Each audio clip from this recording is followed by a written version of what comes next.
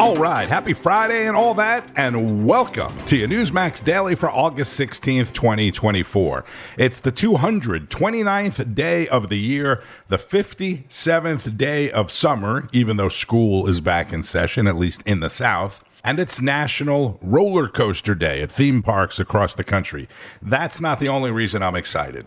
I'm excited because we have hours of content to squeeze into 25 minutes or so here. It's also National Rum Day. Perfect for a Friday. Just don't drink the rum and go on a roller coaster. It's also National Kool-Aid Day. You've heard the expression, don't drink the Kool-Aid, or they must be drinking the Kool-Aid. This is Newsmax's Bob Brooks. Does anyone remember what media used to say about Kamala Harris before this all happened? They said she was awful. But Kamala Harris is now the Democrats' knight in shining a rainbow-colored armor. The DEI, anti-American, pro-crime Californian, the VP that only drew headlines for her historic unpopularity. She was the left's new selection, the defender of democracy now, who so democratically inserted herself into an active presidential race. Had the media blowing smoke at full force, every person in every state was fed a fabricated tale about this woman's abilities. They told us all about her past in California and how she had so much influence on a positive change as Biden's partner in crime. Speaking of Biden, the media shifted from saying goodbye to Joe to honoring him as some sort of hero. The honorable, noble patriot Joe Biden, the man who cares so much about the United States, look at our border, that he would selflessly step aside and throw his weight behind a new candidate who could carry the torch into tomorrow. How about this? He would lose. Folks, that's total and complete BS. Joe can barely walk or talk. He's going to ride off into the sunsets with a long beach weekend every single weekend down in Rehoboth. He's not the incredible martyr that the Democrat media makes him out to be. Look at our country now. But I'm sure you all know that. And even the Democrat media has cooled on that narrative as they shift total focus to Kamala's campaign. And this brings me to the next stage of the media's wildly destructive lie-filled 2024, which came when they introduced another amazing patriot, Governor Tim Walz of Minnesota, to the American people. Here's a guy, he ice fishes. He's a hunter. He does butter carving, which, again, is not such a popular thing in urban areas. I mean, he's he is a rural person. And, he went to college on the GI Bill. He was the highest ranking enlisted man. This is a person who is really part of this rural America. And so I really do think, I sort of thought in my head, this guy, he really is kind of a rural American success story. Oh, boy, this is a stretch. All-American Timmy, the outdoorsman, the football coach, the man who is the perfect yin and yang to Kamala. MSNBC sure made him sound like a great dude. Of course, we very quickly learned that Governor Walz was a total fraud. He embellished his service and abandoned his country when it needed him most. That's saying nothing about how this happened, destroying his state as governor and let its major city burn while he escaped to the comfort of the taxpayer-funded ivory tower. Yet the media didn't mention any of this. Wonder why? Fortunately, most of America knows how to use the internet and came to these conclusions on their own. Speaking of the internet, this brings me yet to another level of Democrat manipulation. We learned earlier this week that Kamala Harris and her devious team have been reportedly editing headlines in favor to make it seem like news outlets are actually on her side. I cannot believe this is even happening. This is total manipulation of the press. This is the type of fraudulent garbage that swings elections. It's banana republic stuff. This can't be happening in the United States of America, and yet it is legal. According to Google, how this all works. As bad as this all may be, though, it does fortunately seem like people are aware of the media games being played through their televisions. Look at this incredible exchange between media puppets, Caitlin Collins of CNN and Stephen Colbert of The Late Show, and pay attention to the crowd's reaction when Colbert asks her this. I know you guys are objective over there, that you just report the news as it is. No, I know. CNN makes I know. Was that supposed to be a laugh line? I wasn't supposed to be, but I guess it is. It's pretty funny. Folks, they laughed in their faces. Not even Colbert audience could keep a straight face when CNN and Objective were used in the same sentence. Real Americans are not stupid. We are not blind. Folks, the Kamala Harris experience is nothing more than a media fairy tale. That's what it is. It's a total illusion created by the overpaid fake journalists across the aisle. The maniacs, they've done their absolute best scrubbing Kamala's vice presidential record of any accountability.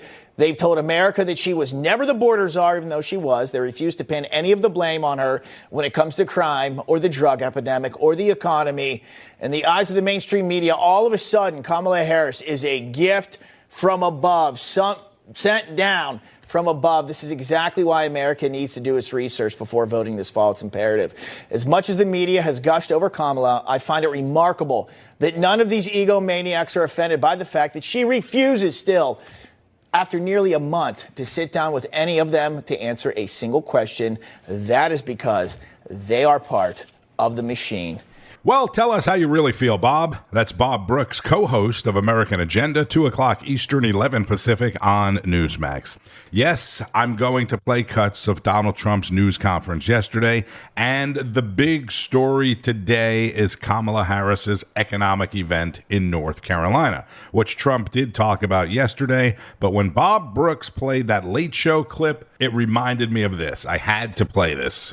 What is the actual role on a daily basis as you have found it? Well, I have the great privilege of serving with Joe Biden, who was president of the United States. Right. Exactly right. Exactly right. But and was vice president, right? Does that affect it? Does he understand what it's like to be a vice president? He does. And he really is a true partner, and he understands the job. And remember, we came in during the height of the pandemic. Yes. And so much of the work was about, okay, we've got to cover a lot of bases, and let's figure out how between us we can do it. But he is an extraordinary leader, and I wish that people could see what I see, because there's only one person who sits behind that resolute desk. And the decisions that that person has to make are the decisions that nobody else in the country can make. And he's an extraordinary leader. Really is. Really is. That's an excellent answer. And the question was, what is the job of the vice president? That was a little more than a year ago. Even Stephen Colbert was like, what the heck is she saying? She couldn't talk about what she does as the vice president. Today, she will sound like an economic genius while reading a teleprompter about her economic plan to create a federal ban on price gouging. Remember back on Monday, I know that seems like a long time ago, but I told you how people I spoke with over the weekend at the airport and bars said it wasn't Biden's fault. The high prices were all because of price gouging. Remember that? Now the vice president is going to double down on that theory. Harris has just declared that tackling inflation will be a day one priority for her. It's going to be day one. But day one, really, for Kamala was 3.5 years ago. Where has she been? And why hasn't she done it? Why hasn't she done it? I hear her complaining all the time. She was the border czar, but she didn't do anything. It's the worst border czar in history. There's never been a border czar so bad. She's been unbelievable in terms of her badness to some of our allies, some of our great allies. You know who I'm talking about. Here is the record of economic calamity that Kamala is desperate for voters to ignore. She cast the tie-breaking votes that caused record inflation. She cast the votes. She's trying to blame Biden, as you know. So it was Biden, but I'm going to do a better job. But it was her. And if she wants to do a better job, she's still got 5 months left, right? But she can't do a better job because she doesn't know how to. And she's of a place in life where she wouldn't know what a better job is. Going to destroy our country. And as a result of Kamala's inflation price hikes, they've cost a typical household a total of $28,000. These are numbers coming from government. They're not coming from me. $28,000 she's cost a typical household. Kamala's Inflation nightmare continues to cost the average American family $1,100 every single month. $1,100. Again, government numbers. You're paying $148 more a month on food. That's every month. Average family, because Kamala and her ideas, and Joe Biden too, I mentioned him, but he's sort of gonzo. Biden and Harris appeared on stage together yesterday while introducing lower Medicare prices on 10 drugs. Too many Americans can't afford the drugs they badly need for life and death. So they skip doses, cut pills in half, forego prescriptions entirely because the prescription drugs are totally unaffordable. Let us not forget that he is still the president, and he said this. I have an incredible partner. The progress we've made, she's going to make one hell of a president. Remember when Obama sort of reluctantly endorsed Joe? It's kind of like that, right? Awkward. I mean, it's even worse, though, because, you know, Joe still wants to be the man, right? He was forced out, and now this. If you missed Donald Trump's news conference from New Jersey yesterday, which was carried live on Newsmax, he actually read from notes. Not from a teleprompter, though, and he didn't speak off the top of his head, but read notes off of a paper. And honestly, he didn't seem real comfortable with it. He also had a table, actually 2 tables to each side of him, full of groceries with canisters of coffee, boxes of cereal, and other stuff as he talked about the economy and high prices, especially at the grocery store. One of the reporters asked him about the assassination attempt and why he thinks it may be that God spared his life. And I have to say the Secret Service sniper did an amazing job. He had 5 seconds to find the target and hit the target, and he hit the target within, think of this, 5 seconds. And he was much further away because he was over here, and this other person was over there. So you have to give credit. And I have to also say about the Secret Service, when I was hit, I knew it because when I touched, there was blood pouring all over my hand. I said, I guess I know what that is. And I was going down for protection. And they were screaming, get down, get down. There was bullets. And those Secret Service guys were, and person, Kate, they were on top of me in a matter of, I think, 3 seconds. It was time dead. And bullets were coming out. I would hear the bullet. I didn't realize you could hear it, but now I know very well. Those bullets were going right over my head. They were there and very brave. There was nobody that said, I'm not going to be going there. They just, they were there very quickly, and they were very brave. There were mistakes made, obviously. He shouldn't have been up there. The roof should have been taken care of, and there were mistakes made. There's no question about it. But there was a lot of bravery also. We have to remember that. Donald Trump again defending the Secret Service that protected him, even as another Secret Service issue involving the protection of the former president surfaced yesterday. This is the most important story that you won't hear a lot about today. A Secret Service agent at Trump's appearance in North Carolina the other day is accused of leaving her post to go breastfeed her baby. Number one, if you're a Secret Service agent, you can't bring your kids to work with you, no less leaving your post. For details, national correspondent Alana Austin just got a response from the Secret Service spokesman on this. She joins us live from Capitol Hill with this story. Alana. Hi, good morning, Sean and Emma. And certainly, as you mentioned there, we're really just weeks out from the attempted assassination on the former president. And we heard from a whistleblower, if you will, a counter sniper, saying he was worried there could be another attack imminently as all of these campaign events, the calendar intensifies here leading up to the November elections. And here's the response I just received from the U.S. Secret Service spokesperson. It is saying all employees of the U.S. Secret Service are held to the highest standards. While there was no impact to the North Carolina event, the specifics of this incident are being examined. Given this is a personnel matter, we are not in a position to comment further. So there were many alarming details of this report that first broke from Real Clear Politics about the family members on site. Of course, just minutes before this event is really supposed to get underway, a Secret Service agent apparently breaking numerous policies and protocols. I've asked the U.S. Secret Service if they could clarify whether all the details of this report are accurate, and at this point in time, we are waiting for further clarification. Wow, that's reassuring, right? Newsmax national correspondent Alana Austin at the Capitol. Newsmax reporter Mike Carter, our man on the street, spoke with people outside the Capitol in D.C. Trump asks Americans, are you better off now than you were when I was president? What do you say? We're absolutely not better off now. Well, it's a strain. Grocery store, at the gas station. I'm retired, been retired for 10 years, and I have limited funds. I see a lot of struggling people out there, just a lot of more homeless people out there on the streets, it seems like. Well, anything President Trump has to say, I can't take seriously. But as far as me personally, I'm going to be better off when we have new administration.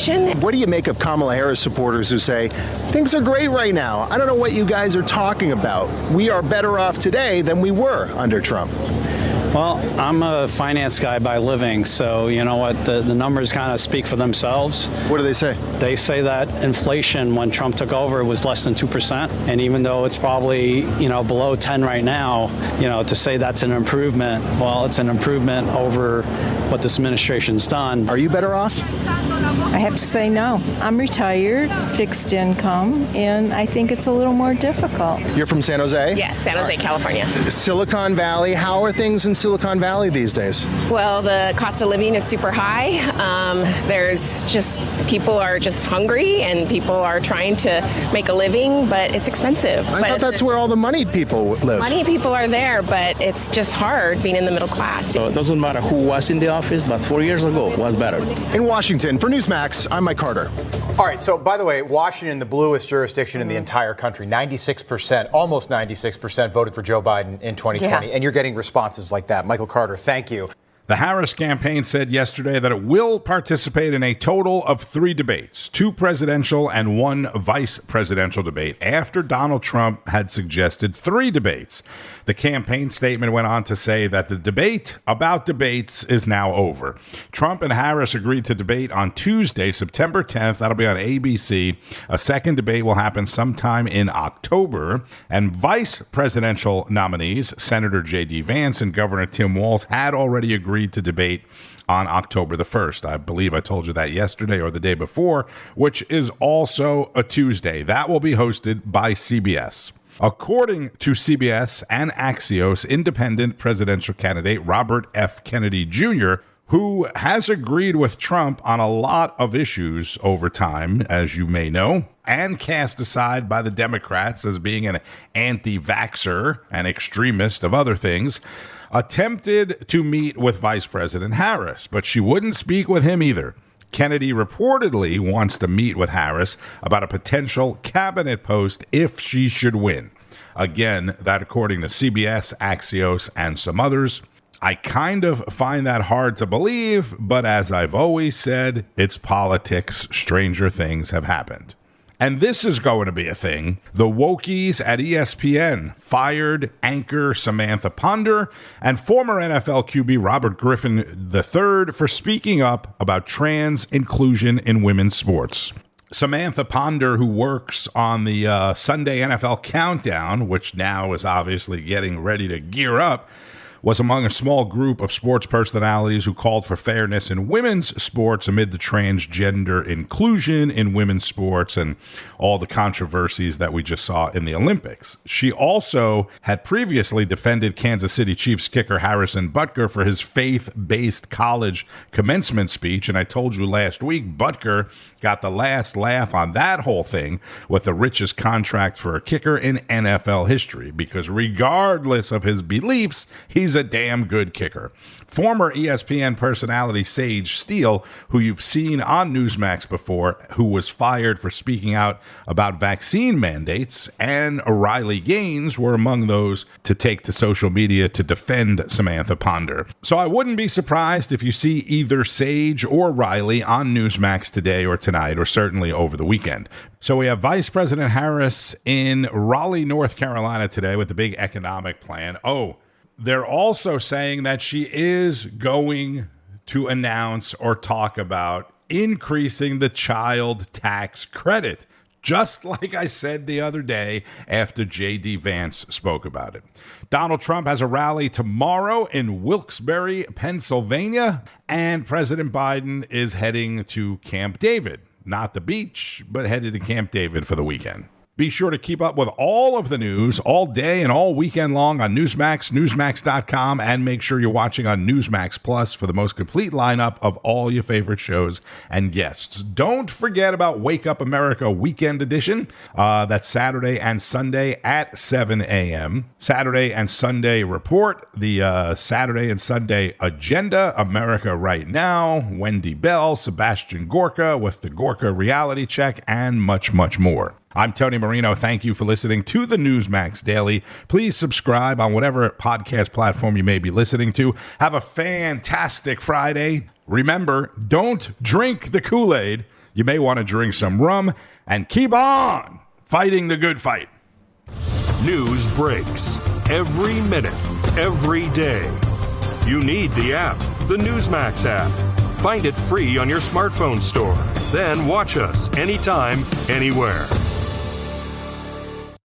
It's our America. We conquered it. We built it. Great values like honesty and fairness. Great courage. A great nation needs a free press. Newsmax is it. 30 million Americans regularly go to Newsmax when they really need to know. They watch Newsmax TV at home. On the free Newsmax app, they go to Newsmax.com. Start today. Newsmax is real news for real people.